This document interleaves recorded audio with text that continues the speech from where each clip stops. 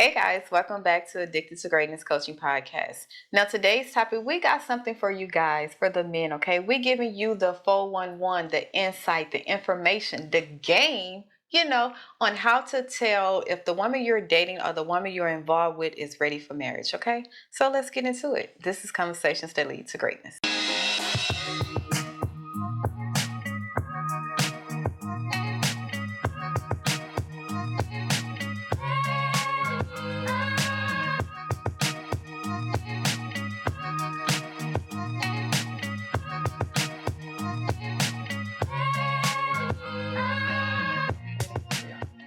My name is Akeisha Smith. And I'm Lester Smith. And welcome back to our coaching podcast where we educate, motivate, and inspire you to break free of your limiting mindsets in marriage, faith, and finance that hinders your ability to create the life you desire, okay? Now, today we're talking about men and how to tell if the woman that you're involved with or the woman you're dating is ready for marriage. Now, I know right now we have all of this hoorah going around about the man. The man is not ready. The man is not submitted to God. I'm not finna submit to no man who ain't submitted to God and all that stuff, right? I understand you men, okay? I understand. Today, we're going to shed light on how to tell the woman is ready for marriage or if she even marriage material, okay? Yeah. So, before we get started, go ahead and subscribe. It'll be a great treat. Go ahead and push that subscribe button down below. We're committed to this thing. We do all things marriage, faith, and finance, okay? So if those things resonate with you and that's what you've been looking for, we are your people. Yeah. We are your tribe. This is us here, okay? So let's get into it, babe. You ready? Yeah, let's go. Now, you ready? Mm-hmm. Okay, so how do a guy, what is one way a man can tell that if the woman he's involved with or dating is marriage material and is even ready or close to being ready for marriage? Because I think that's the question that men need to ask. Yeah. How do I know? She might think she's ready, because she said, I'm a wife. I'm looking for a husband. I'm wife. But she's might have that mind frame of the surface level of what a marriage what a marriage is, but not the deep core of what it takes to stay married, to be a wife. Understand that logic of what a wife is. Yeah, I'm gonna say it like this. Most men know within the probably in the first 15 minutes of a conversation if a woman is marriage material or not. What? Yeah, we know. Please explain it, because I do not believe that. We know. Yeah, we know. It's you know how you tell if a wagon is empty. Yeah, it's about the noise it makes. About the noise it makes. If a woman's head is empty, you can tell by if she's just loud, obnoxious, all that. You could tell that ain't it. But that's the obvious signs. What about the signs that you don't know? Because she's not obnoxious. She has overcome the childish ways of her 20s, right? Now she's settled down. Now she's not dating. She's educating herself. It's like she's from looking from the outside in, look like she's ready, but from the inside out, she's not ready because of whatever may be her upbringing, what she think about marriage, what she think about men, love, all that stuff. That's the inside that you can't see. Yeah. So that's when the question comes. And with me, I feel that if you are a Christian, a follower of God, and you believe in God, right? You should look at if this woman have a relationship with God. Do she submit to God? Do she follow God? Do she obey God? Because at the end of the day, if she's not obeying the ultimate, the omega, how is she going to submit, follow, be teachable to you? Because you're a simple man. You're a man with fault. So she's going to always find an excuse on why not to respect you, why not to follow you, why not to submit to you, because you are at fault. Yeah. But if a woman can submit to the God that doesn't make mistakes, that is all loving, that is all in one.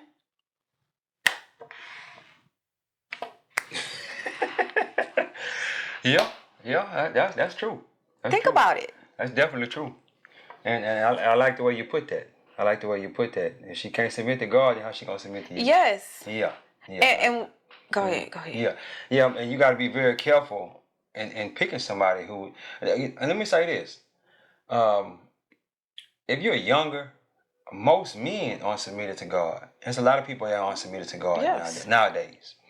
And if you're looking for a wife material, more than likely you are submitted. You have an inkling. You have you have an inkling. You're tired of you. you're tired of being in the streets and whatnot. You ready to go and settle down. Mm-hmm. So by you having that inkling, you need to find that woman that had that inkling. Yes. And y'all get together and build something together. And grow in that. Yeah, grow in that together. Yes. Mm-hmm. And I know it's crazy because now we're always talking about the man needs to submit to God. Mm-hmm. The man needs to submit. He needs to know his assignment. He needs to be the man God called him to be. Mm-hmm. Like, yes, we know that God is building y'all up in that. God is building and God is working on y'all.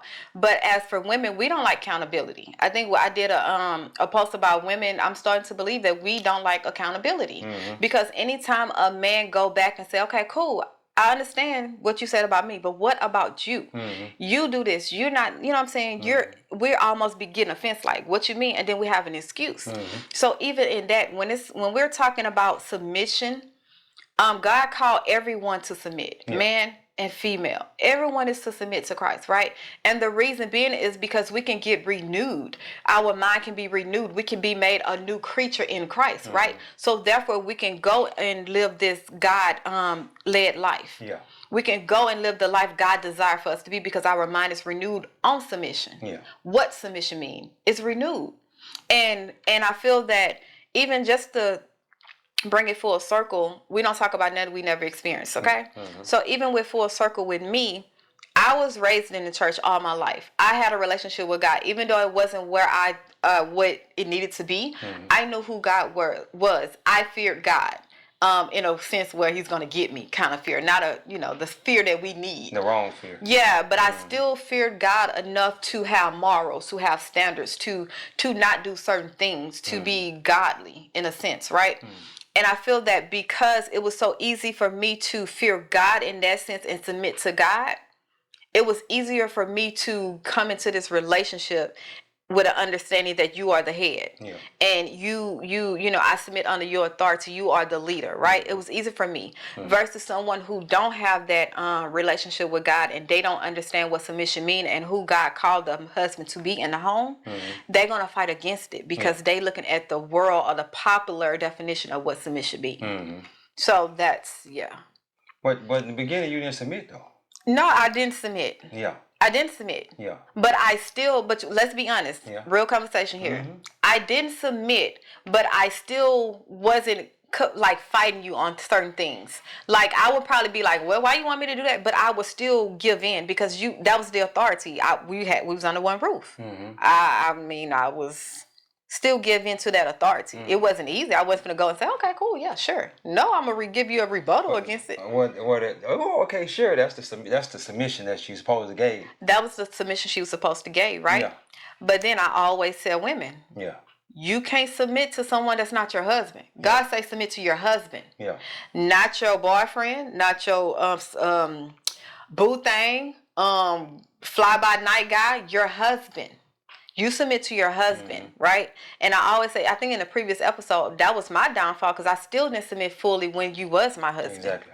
So that's the point I was getting. I know that. Let me tell off on myself. I can tell my story better. I was waiting on you to say it. I can tell my story better. Now that she done said I can go in on it. No, you can't.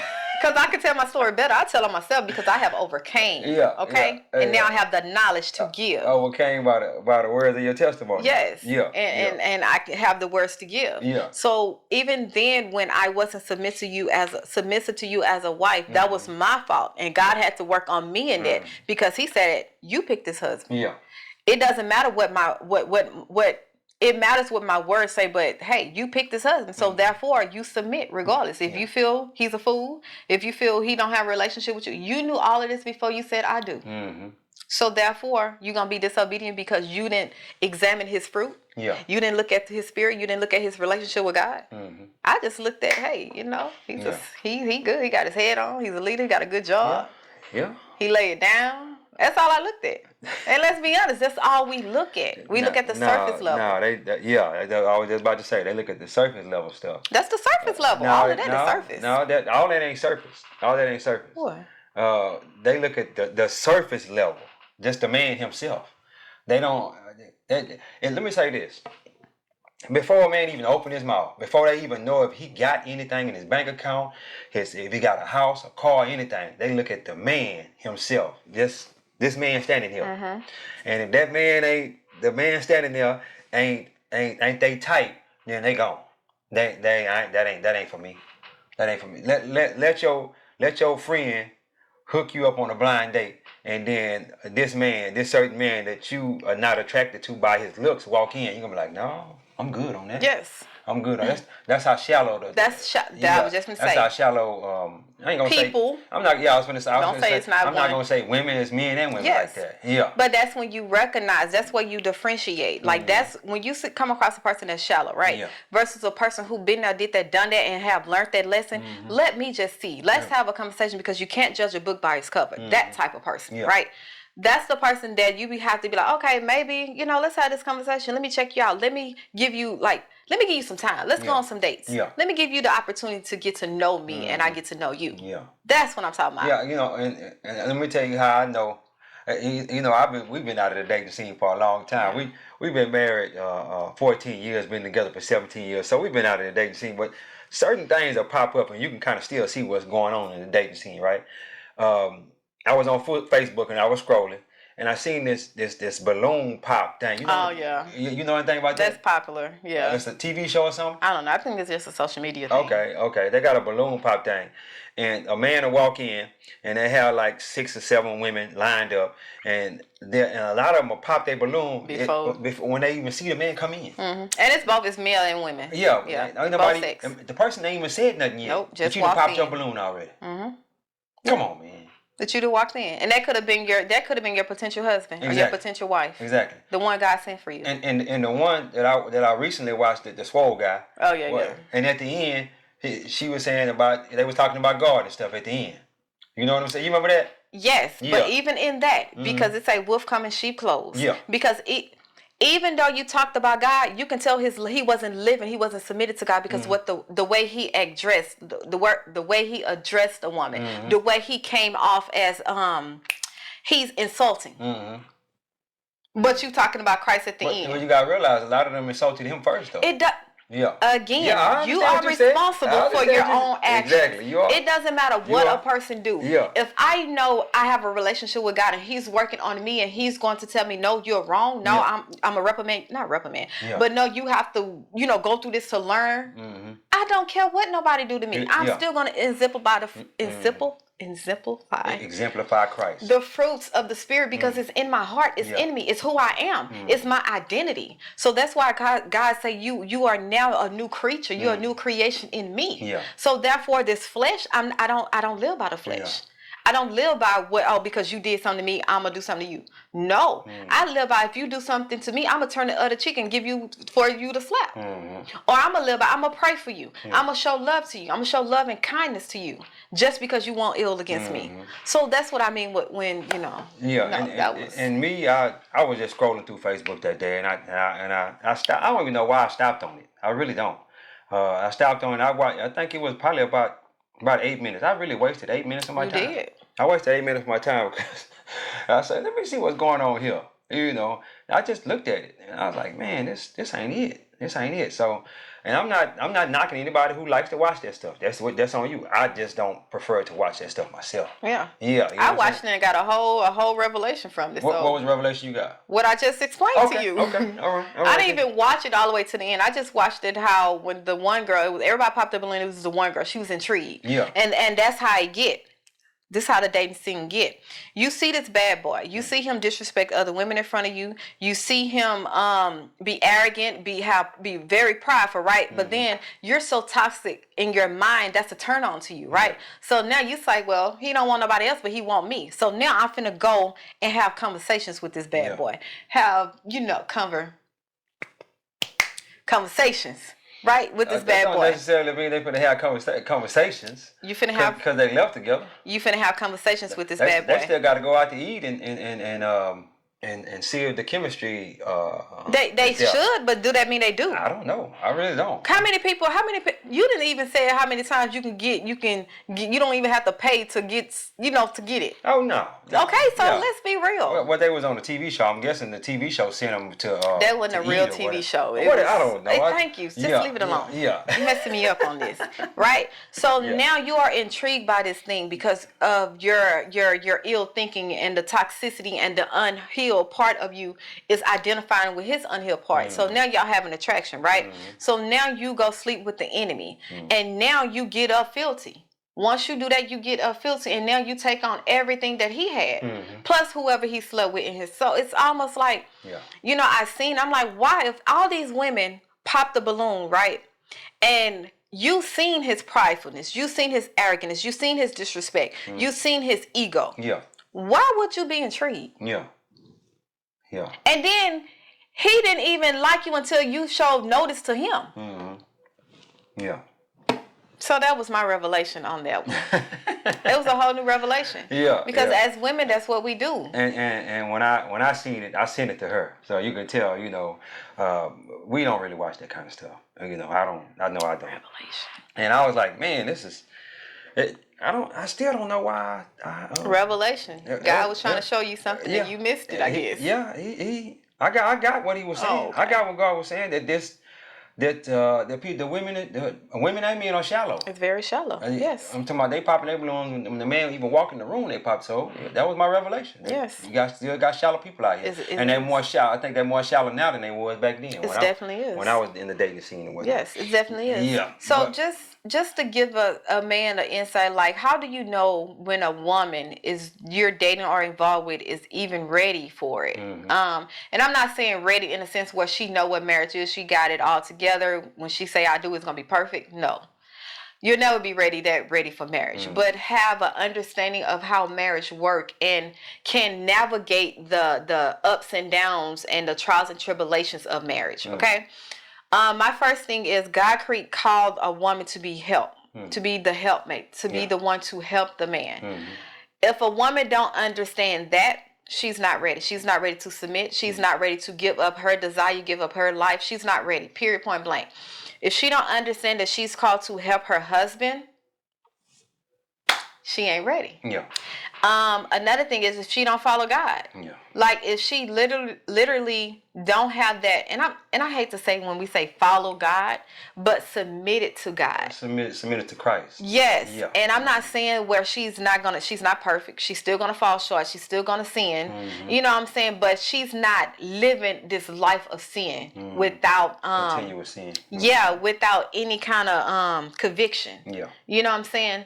And if she can follow God and submit to him, then she's okay and understand that, hey, God called this man to be the head because God is then working on her mind. Yeah. She have a relationship with God where he's getting her ready to be that wife. But if you don't have that relationship, God cannot renew your mind on being a wife. Just because you think you can be, you called to be a wife doesn't mean you're ready to be a wife. Yeah. God have to pour in you what it is to be a wife and what it is to be a husband. God have to build you. Yeah. Build you up to be a wife. Build you up to be a husband. You got to be built. We weren't born here saying, okay, I'm a wife or I'm a husband. No. Yeah. You got to be built. And she was expecting me to be already built. I did because you was older. Yeah, I did. I wasn't there. I see. And I admitted it too. I ain't there. That ain't me because I was church hurt. So by me being church hurt, I was trying to get away from the church. I wasn't trying to go to church, and she trying to get me to go to church. But I'm gonna tell you some things that I seen in her that made me know that she was the wife, potential wife figure. When we got together, she was going to church on a regular basis. Okay, I was church hurt. Okay, but that didn't have nothing to do with her walk with God and her faith with her faith. She was going to church. She was in school. She was in school. She was working at the airport. And the conversation that we had, when I told her that I was looking for a potential wife, hey, you should have seen the look on her face. I already told you it was my husband. I got me one. Snatched him up quick. I was like, okay, well, praise the Lord. You know, and she said it was love at first sight and whatnot. But I said that to say this. I was always the husband type. I always wanted to be married. And I don't know where I got that from. I really don't, because my mama wasn't married, and my grandmother wasn't married either. Her husband passed before I was born. So I just don't know where I got that from. I really don't. I guess I guess I can say from Uncle Phil on the Fresh Prince of Bel-Air, or either Bill Cosby and his wife. I seen that, how it looked, the family, I'm like, I want to do something like that. And she showed me something that I was like, okay, this might could be my wife right here. And like I say, from that first conversation, that's why I knew the first conversation we had, we met at Denny's. That's another thing I used to do too. I would take a woman to one of the cheapest places. I take a woman to the cheapest. I'm not going to take you to no $200 restaurant on the first date. For what? I'm not going to do it. I'm not going to do it. And if I was dating in today's scene, I would still do the same thing. Yeah. We're going to Denny's. We're going to go to Golden Corral. We're going or we're going to meet up at a little bar and grill. Yeah. Something like that. I can see that you ain't shallow. Because let me say this. If I say, hey, let's meet at Denny's, and you say, dog, that ain't the one for me. Yeah. That ain't the one. I need to cut her off at the door. Yeah. Yeah, because she too shallow. She too shallow to even see past what I'm trying to do. Exactly. Yeah. So if I say, hey, let's meet up at Denny's, she say, no, that's not it. So once I told her, hey, let's meet at Denny's over there, it wasn't too far from my house and whatnot. And she said, okay, let's meet over there. I was like, okay, here we go. Let's see what's going on from there. And from that first conversation, the first 15 minutes, I invited her back to the house. And she came back to the house. Thank you, God, for covering. Okay. Yeah, she came back to the house. Flesh. Because the conversation was so good. Yeah. The conversation was so good that she didn't want the conversation to end, but we couldn't sit in Denny's all day though. Yeah. We sat there for a bit. They kept coming by. Yeah, we sat there for about an hour and a half. At least. It might have been a couple of hours maybe. Yeah. And they kept coming by asking, y'all need something else? No, we don't need nothing. We don't need nothing. And from that conversation, that first conversation, I knew. I was like, okay. But after that though, man, that woman gave me hell. I guess she was trying to see. You was getting built. God was using me to build. God was using her to build me up. Yeah. And that's my revelation. That's my revelation. God was using her to build me up because she put me through the fire. And when she put me through the fire, there's nothing that I know now that I can't do. Because of the fire that she put me through. Dang, you act like that was just. I hate when he say that, y'all. He just act like I was just this. Yeah. And let me tell you, what that fire is, okay? Because it's different for everybody, right? Mm-hmm. He was so used to whatever he says, and women just did it or do it, right? Yeah. Well, with me, I'm a logical person, okay? I need to know why. Yes, all the questions and everything. I'm not finna just take your word and just go and run with it without having no woman ask. Without you giving me an understanding. Give me an understanding first. Once I understand it, okay, cool. Yeah. But you're not finna just say, go do this, don't do it. No. Why? Yeah. Let me know. And then plus, I was young. I was at the age. I just graduated. I'm 18 going on 19. Yeah. 19 basically. Mm-hmm. I'm just fresh out the house. Learn, teach me. Yeah. Like teach me with understanding. And the crazy part about it, I wasn't a teacher at the time. No, he was not. I was not a teacher. I will admit to that. I wasn't a teacher. I'm a teacher now, but I wasn't a teacher then. And let me say this. I was expecting you to just do what I told you to do. So that, because I done already been through this. I done already done it. I'm 8 years older than she is. So I'm expecting her to just go ahead on and do it. And then when she put that resistance up, it's like, man, why does this woman put me through all this hell? I need her to just do what I told her to do. And then this was her favorite words. Let me learn for myself. No, I'm not going to let you learn for yourself because that's going to set us back. That's going to set us back. I need you to get this right now from what I'm telling you and let's go forward, man. Because listen, when you learn from yourself, you get an understanding. You do. Versus someone telling you to do something without explaining it, right? Mm-hmm. So it's almost like because you wasn't you didn't have that patience and you wasn't didn't. teaching I did. me, it always felt like I was a burden because I'm younger. Yeah. And I would always feel like, why me? And you was a burden. No, whatever. And I always felt like, why me? You could pick women that's your age that's established, they got, their careers, whatever going on, got their own stuff. Why me? Yeah. And I couldn't, for the longest, we couldn't understand that period. Yeah.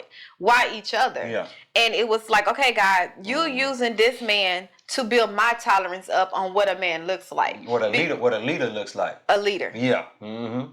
That's a man. A man is a leader. No. Let me tell you why. No. Let me tell you this. Go ahead on. Because a man leads, he protects, he provides. Yeah. Right? Yeah. But not all men. No. Okay. Let me finish. Okay. No, I see where you're going. Thank you. That is a man. Yeah. Now you have little boys calling themselves men because in what Paul say, as when I was a child, I acted, I think, I thought as a child. Yeah. But now I got older, I'm a man now. Yeah. I put away those childish things. Exactly. So if you see a man still childish, still giving into his emotions, his feelings, his anger, and still being childish, he's not a man. He's not a leader. He's not a man. He's a perpetrator. He's still a little boy. Yeah. Because the Bible says once you act as a child, but once you once you evolved and became a man, you put away childish things. But let's put that in a literal sense. He's still a man because he has the genitalia and all that. He's still a man, but he hasn't put away his childish things yet. He's a man in the sense of the world. Yeah. You can't sit there and change what God said a man is and what he does. Right? Yeah. He's a man because you think, you grow up, you're a man. Yeah. You just a 40-year-old little boy with a mustache and hair and beard. See, that's why you got to be careful there. You got to be careful there. You are. If somebody that's looking at him on the street, they say, that's a grown man. That's not a boy. That's a grown man. Baby, I'm saying we talking. I understand what you're saying. Yes. I understand what you're saying, but you gotta be careful what you say. He's still he's a man, but he hasn't put away those childish things like you said before. Yeah. We want to be respectful. It's very respectful, but being respectful require you to be real. Okay. Because it's so many times people like to sugarcoat things and don't come to the real grip of what it is. Okay. Like if you sit there and say, "Okay, man, you see your homeboy, right? Yeah, man, you a man, but he childish as hell. Yeah. Heck. Sorry. But he's childish. You know who I'm talking about. Yeah. You know what I'm saying? Mm-hmm. Oh, man. Yeah. You know plenty of people I'm talking about. But you know what? He's still a man, though. But he haven't put away those childish things. Do you respect him as a man? Man to man. Let's be real. Let me say this. As a leader. As a man. A man leads, provides, protects. Let me talk. As a leader and a follower of Christ, I can't respect him on the sense of giving me some sound advice. Let's put it like that. I can't respect him the person I want to get advice from, sound advice, is another follower of Christ and a man that's leading his household. And he's married. That's the man I want to get advice from. I really don't want to get advice from a single man, period. Really, to be honest with you. You know what I'm saying? Because you got to be very careful who you get your advice from. Definitely. Yeah, you definitely. Because you're going to get some childish advice from a little boy or a little girl. And let me say this. Another reason why I wouldn't take advice from an unmarried man, because he's going to tell me to do something that don't make good sense. He's going to give you single advice. They're going to give me single advice. That's all he have experience with. That's all. Even if he was married before and he's divorced, he's still going to give me single advice because he couldn't, or they couldn't hold it together in their marriage. You understand what I'm saying? So you got to be very careful who you take advice with, or advice from, especially you guys that are that have a bunch of single friends. You have a bunch of single friends. You got to be careful. You need to get you a couple of the married friends. Women too. Y'all need to get y'all a couple of married friends, because then you say, well, why should I have to get married friends? So that way when you shouldn't be talking to nobody outside your marriage anyway. But if you do decide you need to go get you some advice from somewhere, you want to go get it from that married person, and especially somebody who's been together with their partner for a long time. Yeah.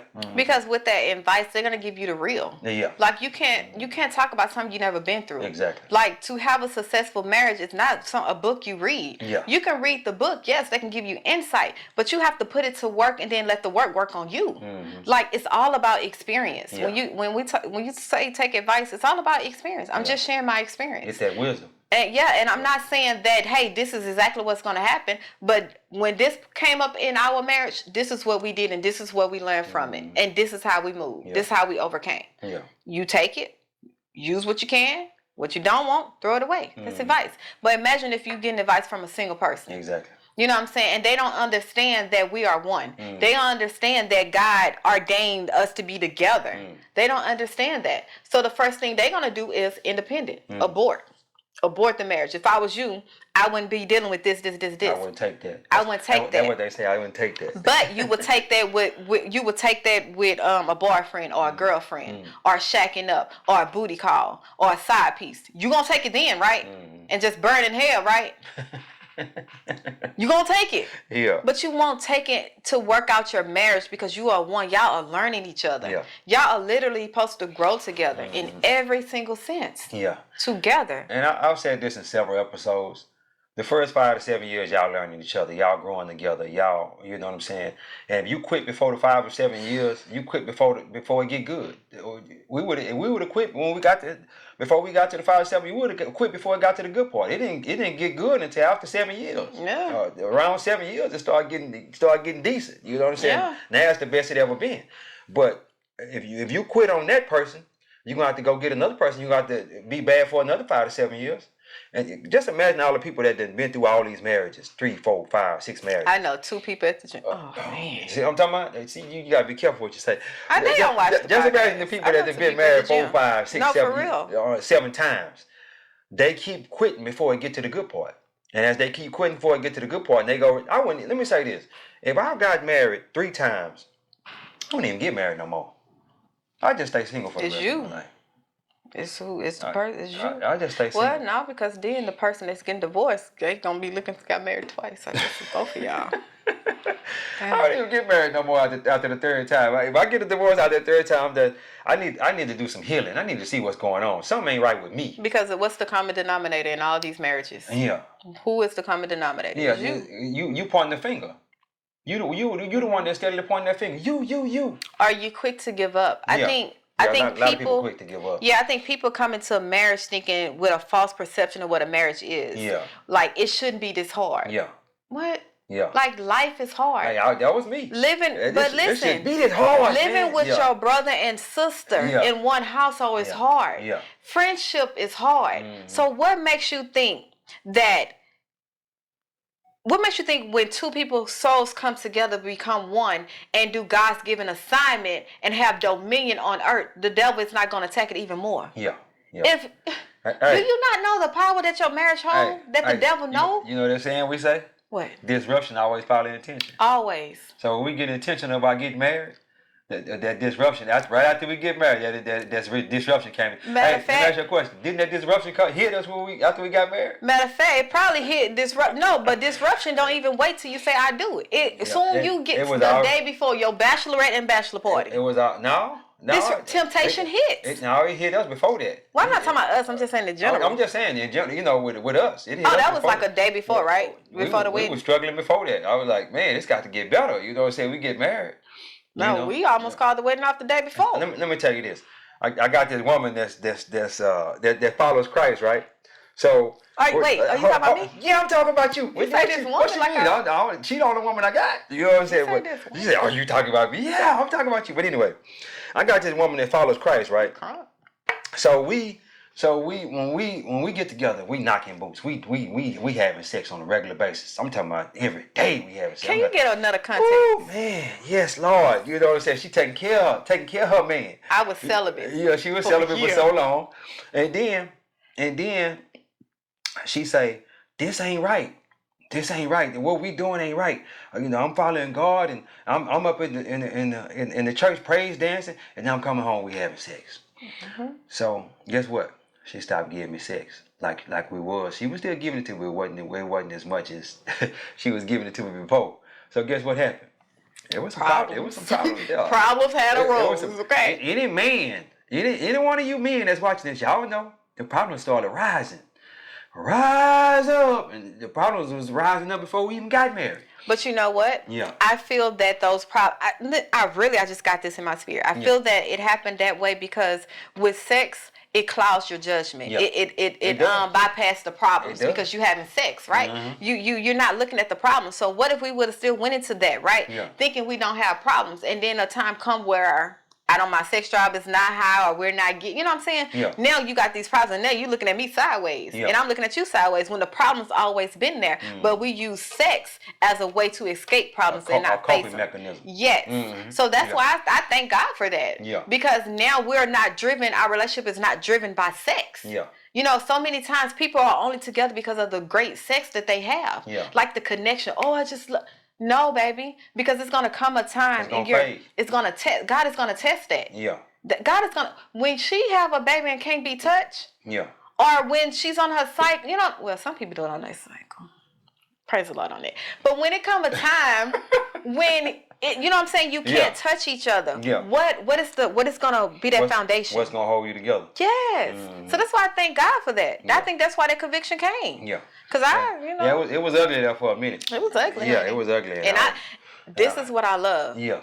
I didn't care. Yeah. It was almost like a battle. Did I want to lose my salvation? Not my salvation, my relationship with God, my anointing, my ministry, or did I want to lose him? Mhm. That was the battle that Satan was playing. And see the thing, she was on the fence. I was on the fence. You was on the fence because we were still doing it, and you were still, battling with God. And So yeah. it was crazy because I was still on the fence because I'm like, I love this man. I want to keep him. He's a good man, Savannah. Yeah.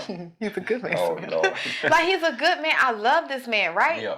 But then I had to realize if God gave me this man, if this is my husband, sex, it doesn't matter. He's still going to be there. And I'm still here. Yes. Praise So the that's Lord. what I said. Praise the You Lord. have to realize what is meant for you is for you. Yeah. So if God pulling you away from something, it's a reason. Yeah. If it's meant, he's gonna bring it back. He just wants you to learn. She almost took me out though, y'all. Where would She have? almost took me out. I was almost gone because of that reason. That one reason alone, damn, that took me out. You would have been bad. You would have been bad. That one reason alone, You would've been I would have bad. made you. I would have made you do it more. No, Right? you wouldn't have. That's the problem that caused because you could make me do it more. If I'd have left, I came back. You was like, I got this. What I got to do to keep it, man. No. Yeah. No. Once you left, you opened that door. Good thing we had to find out, huh? Good thing we had to find out. That's why guys. But the thing about it, we never separated. No. We never separated. Even when we was having our little spats and whatnot, we just sleep in separate rooms. Yeah. And nobody never knew, what was going on and whatnot. But if that house can talk. Yeah. We had our little spats. We just sleep in separate rooms. Yeah. We never left. That's another thing too. State ain't work it out. Mm-hmm. I do believe that state ain't working out. All that old leaving and going Going to your on mama's break. house and going to your daddy house and all that and for a friend house. No. I feel like if you come to the point where you got to take a break, just give it up. Yeah. Because a break, anything can happen on that break. And then you can be like, well, we was on break. No, if you come back together, it's going to hurt. Satan is working. Satan is working day and night on that break. On that break. Yeah. What? Yeah. He gonna put all kind of stuff in front of you and in front of her. Tempt you. That flesh get weak. That flesh get flesh. weak. And she don't love me no way. So why am I even trying? You gone. And here come a Susie, a she Becky. come Nah, walking why by. a white girl? And she come walking by, and there Ashley, it a is. Brittany. There it is. You know? Don't leave your house, man. Don't Not leave knowing your that was a trap Yeah. that Satan set up Yeah. to break what God put If together. y'all got kids, send the kids down there sleep in the bed with mama, and you go up there and sleep in the kids' room Yeah. or something. I don't know. However y'all can handle it, just don't leave the house. house. Don't leave the house. Mm-mm. Don't leave the house. And I recommend that you don't go too many days without speaking. Don't let the sun go down on your anger. He always Yeah, say that. yeah, I always say that. I bet if you would have known that scripture like that when I was giving you the silent treatment. Yeah, I would have been slapping you with that scripture. I would have been slapping you with that scripture because, and the crazy part about it, so many things go through your mind when that silent treatment is on. Yeah, and I didn't know that. I promise I didn't. When that silent treatment on, she don't love me no way. So why am I even trying? and then that Susie get to passing by. Yeah, You're like, oh, temptation. man, I need to take a shot at Susie because she don't love me no way. Right. So why am I even, But anyway, guys, we done went on a little bit too long. You gonna say that every Yeah, we done went on a little bit too long. We don't like to hold y'all on longer than 30 minutes. As y'all can see, we passed. You acting like those. You acting like those people pastor that be at church. They only preach for 20 minutes and then leave. And Pastor Joel Osteen, he preached 30 minutes. That's it. 30 minutes. He ain't going past 30 minutes. Forget the spirit. What the spirit say, huh? Yeah. It's all rehearsed. You know what I'm saying? He on television. 30 minutes. That's it. He gone. Praise the Lord. Yeah.